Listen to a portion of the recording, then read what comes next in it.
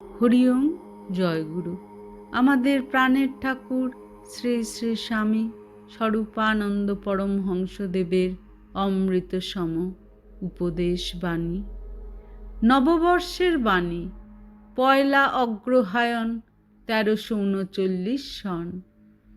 অপরের সহায়তার প্রত্যাশায় বসিয়া থাকিয়া সময় নষ্ট করিও না।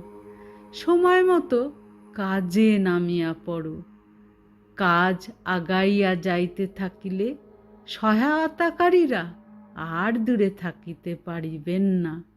যাহাদিগকে তোমার সহায় সম্বল মনে করিয়া মুখাপেক্ষা করিতেছ, তাহাদের মধ্যে শতকরা ৯০ জনই তোমার সহায়ক নহেন।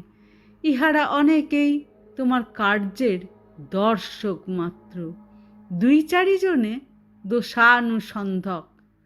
আপন হাত জগন্নাথ। পুরীর জগন্নাথের হাত নাই কেন জানো?